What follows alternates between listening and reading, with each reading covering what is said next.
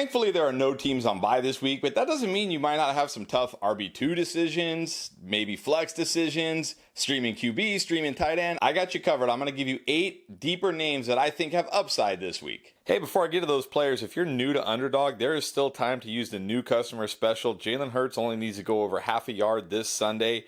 You take that line, you pair it with any other line you like. If you're correct, you triple your entry right away. Not to mention, Underdog is going to give you a 100% deposit match, dollar for dollar, up to $500.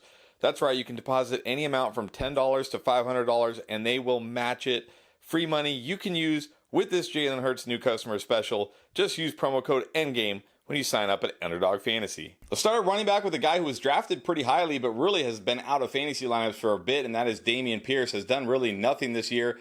And then before the team's bye in week 6, what did we see? We saw Devin Singletary get almost as many touches, was actually more productive than Dameon Pierce. But I'm going to bet on the matchup here, and I'm going to bet on the fact that the Texans went into the bye week, figured out ways to get this run game going, get Dameon Pierce more involved. And if they did, he gets a smash matchup against the Carolina Panthers team, giving up the second most yards per game to running backs and tied for the most touchdowns allowed to running backs, despite playing one less game than most of the other teams at the top of this list. They have allowed 12 rushing touchdowns in only 6 games. Even if Singletary is still involved, there should be enough here for Dameon Pierce.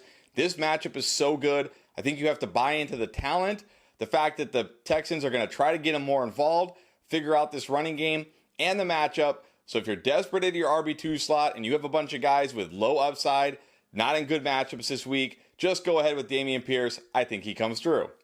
Now, if you're really deep and really desperate, I think you can look at Pierre Strong Jr. out there in Cleveland. I know everybody's going nuts for Kareem Hunt right now, but don't overlook the fact that after Jerome Ford left that game with his ankle injury, Pierre Strong actually played 63% of the snaps and outcarried Kareem Hunt 8-5. Sure, Kareem Hunt got the touchdowns, but that's just kind of the way it went.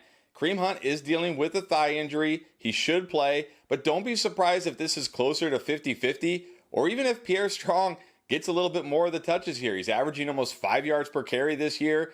He's got a touchdown on the season. He can get use around the goal line. He can catch passes. He has value. I certainly don't like him as much as Dameon Pierce. This matchup against Seattle, not nearly as good as a matchup with Carolina. But we know in this offense, they're going to run the ball a lot with P.J. Walker. When they get near the goal line, it's going to be the running backs most of the time. He could have chances to score. He should catch some passes. So if you're in a really deep league, like a 16-team league, and you're really desperate, look at Pierre Strong Jr. He might still be sitting on your waiver wire, maybe not. But take a look at him. I think he can at least get you flex value this week. Now on to wide receiver, and look, I've been kind of slow coming around on Romeo Doubs. I mean, yeah, he's been okay, and I've recommended him here and there, but I think I got to come around on him quite a bit here in week 8. This is a guy who has 4 touchdowns already on the season, and I don't see why he can't make it 5 in this matchup against the Vikings. He's tied for the 3rd most red zone targets of any wide receiver, so that's a plus right there. We know when they get near the goal line, near the end zone, he's going to get looks. He's going up against a Vikings defense, allowing the 5th most fantasy points to wide receivers. They're at home, so you got to hope Jordan Love is better this week. But also, when you look at it, Christian Watson, he's dinged up right now with that knee injury. I know there's a chance he could play. He's been practicing limited.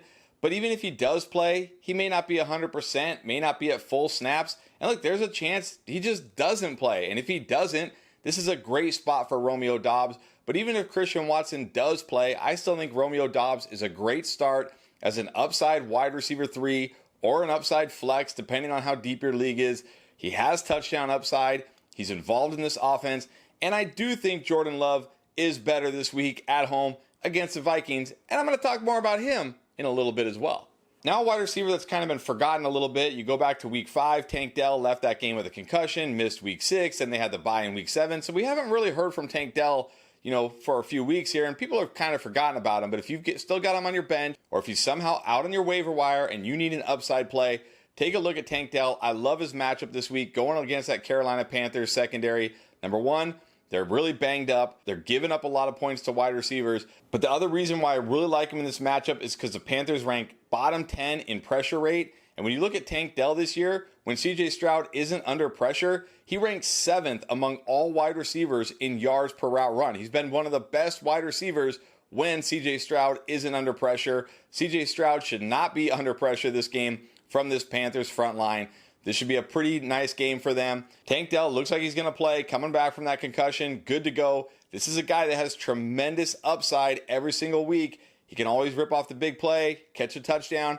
So if you're in a deep league, you're looking for an upside flex, upside wide receiver 3. I also really like Tank Dell this week. All right, let's get to the fun positions. And if you're streaming quarterback, take a look at Dak Prescott. Everywhere I look, he's ranked outside the top 12 quarterbacks this week, typically outside the top 15. He's probably available on your waiver wire, or maybe he's sitting on your bench.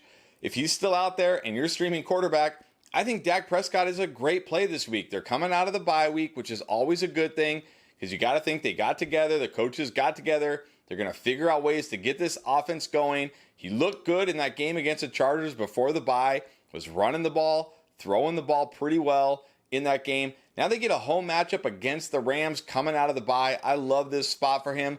The Rams have not been good against quarterbacks this year. They have not been good against the pass. We saw Kenny Pickett had a pretty okay game against this team last week. I think Dak Prescott can do even better. They got weapons here. They're at home. This is a great spot for Dak Prescott. To me, Dak Prescott is a QB1 start this week.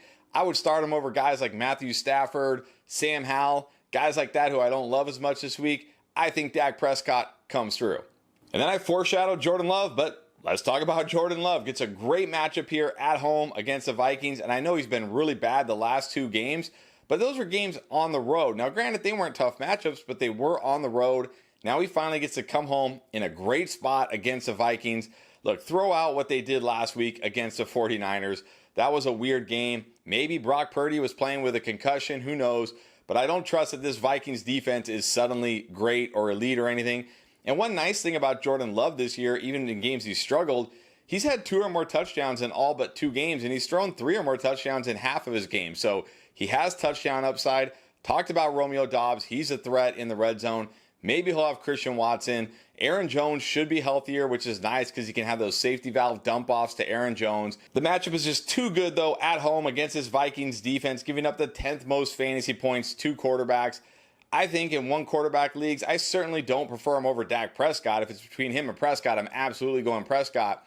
But in your deeper leagues where maybe there's not a lot out there on the waiver wire, maybe Jordan Love got dropped because he's been so bad the last 2 weeks. Grab him. I think he can come through. All right, now on a tight end. I talked about Dak Prescott. Let's talk about his tight end, Jake Ferguson. This is a guy earlier in the year looked like he was going to be a waiver wire savior, had 4 or more targets in each of the first 4 games, had 7 or more targets in 3 of those games. Then the last couple of games, he's cooled off, only 4 targets total in those 2 games.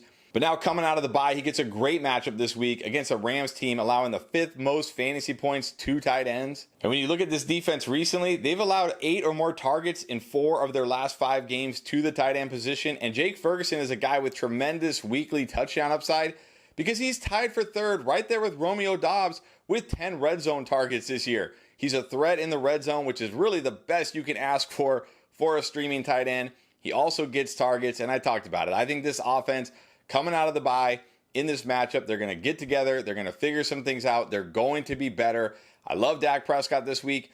I also really like Jake Ferguson as a streaming option. And then finally, I suggested Michael Mayer last week as a streaming option, and yeah, he let me down. But you know what? I'm not giving up. I'm going back to the well here with Michael Mayer. He literally gets the best tight end matchup there is. It's crazy to think about it because this Lions defense has been so good, but they're very good against receivers and the quarterbacks. They're very good against the run, but they struggle over the middle of the field to tight ends, and that should be a good thing for Michael Mayer. When you look at this defense against tight ends, they're giving up over 8 targets per game, over 6 catches per game, over 60 yards per game, and they've allowed 4 touchdowns in 7 games so far. And another benefit here is we're hearing that Jimmy Garoppolo should be back, ready to play this week. That's also a good thing for Michael Mayer.